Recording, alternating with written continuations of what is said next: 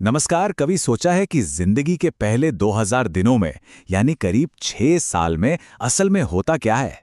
ये वो दौर है जो हमें वो बनाता है जो हम हैं, हमारी पूरी जिंदगी की नींव रखता है।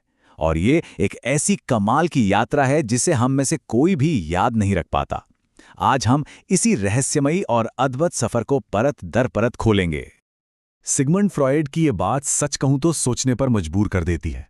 क्या वाकई ऐसा हो सकता है कि हम जो कुछ भी बनेंगे उसकी कहानी पहले 4-5 सालों में ही लिख दी जाती है? ये बहुत बड़ी बात है और यही बात इन शुरुआती दिनों के महत्व को दिखाती है। तो चलिए एक बहुत ही दिलचस्प बात से शुरू करते हैं। शिशु या इन्फेंट शब्द लैटिन भाषा के इन्फेंट से आता है, जिसका मतलब है जो बोल नहीं सकता। यह सिर्फ एक शब्द नहीं है, बल्कि इसमें एक गहरा सच छिपा है कि इंसान के बनने की कहानी उसके पहले शब्द से भी कहीं पुरानी है। तो सबसे पहले बात करते हैं उस बदलाव की जो साफ साफ दिखाई देता है, यानी शारीरिक विकास। और ये कोई धीमी आराम से चलने वाली प्रक्रिया नहीं है, बल्कि एक धमाके जैसा है। एक ऐसा जबरदस्त बदलाव जो हमारी आंखों के ठीक सामने होता है। जरा ये आंकड़ा सुनिए, ये आपको हैरान कर देगा। सिर्फ 6 महीने में एक शिशु का वजन 2 गुना हो जाता है। सोचकर देखिए, अगर कोई बड़ा इंसान इतनी तेजी से बढ़े तो क्या होगा। ये कुदरत की सबसे तेज निर्माण प्रक्रियाओं में से एक है।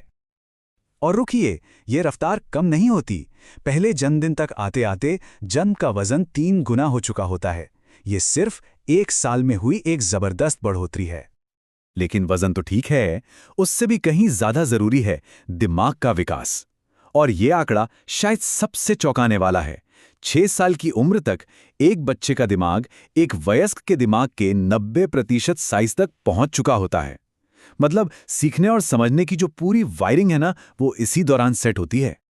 ये जो चार्ट है, ये उसी कमाल की ग्रोथ की कहानी बयां करता है।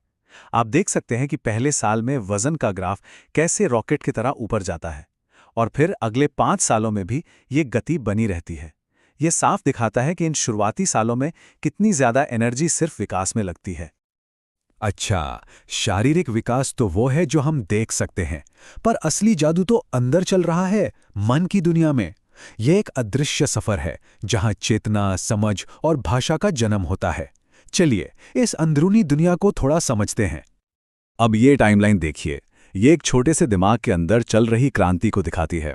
सफर शुरू होता है सिर्फ चीजों को देखने से, फिर आवाजों की नकल, और फिर जब पहला शब्द फूटता है तो मानो एक नई दुनिया ही खुल जाती है। और जब बच्चा क्यों पूछना शुरू कर दे, समझ लीजिए एक जिज्ञासु दिमाग तैयार हो चुका है। 5 साल में अपना नाम लिखना इस सफर का एक बहुत ही खूबसूरत पड़ाव है। दिमाग के साथ साथ भावनाओं की पहली लहरें भी उठनी शुरू हो जाती हैं। ये जानना कितना कमाल का है कि खुशी, डर, गुस्सा, प्यार, ये सब जटिल भावनाएं आखिर शुरू कहां से होती हैं? इनका बीज कहां छिपा होता है? ब्रिजेस का ये सिद्धांत इसे बहुत दिलचस्प तरीके से समझाता है। सोचिए, जन्म के वक्त सिर्फ एक ही भावना है, उत्तेजना, ये कह लें एक्साइटमेंट। और फिर इसी एक बीज से 3 महीने में खुशी और दुख की 2 टहनियां निकलती हैं। फिर डर और गुस्से जैसी और शाखाएं जुड़ती हैं, और देखते ही देखते भावनाओं का एक पूरा का पूरा पेड़ तैयार हो जाता है। यहां एक बड़ा दिलचस्प फर्क देखने को मिलता है। एक छोटे शिशु की भावनाएं ना तूफान की तरह होती हैं। एक पल में रोना तो अगले ही पल खिलखिलाकर हंस देना। लेकिन जैसे जैसे बच्चा बड़ा होता है, ये तूफान एक स्थिर मौसम में बदलने लगता है, जहां भावनाएं ज्यादा देर तक टिकती हैं और ज्यादा समझ में आने लगती हैं। तो शरीर, मन और भावनाओं के बाद अब आते हैं आखिरी और शायद सबसे जरूरी हिस्से पर, सामाजिक विकास। आखिर इंसान एक सामाजिक प्राणी है, तो एक बच्चा मैं से हम तक का ये सफर आखिर तय कैसे करता है? देखिए, एक बच्चे की सामाजिक दुनिया ना एक बहुत छोटे से गोले की तरह शुरू होती है, जिसके बिल्कुल सेंटर में माँ होती है। फिर धीरे धीरे ये गोला बड़ा होता जाता है, पहले परिवार, फिर दोस्त और फिर स्कूल के साथ। ये एक पूरी दुनिया बन जाती है। ये एक इंसान के सामाजिक बनने की पूरी कहानी है, जो पहले जुड़ाव से शुरू होकर एक पूरे समुदाय तक पहुंचती है।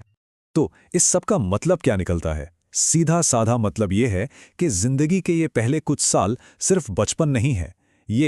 ये तो सीखने का गोल्डन पीरियड है, एक ऐसा समय जब सीखने की क्षमता अपने शिखर पर होती है।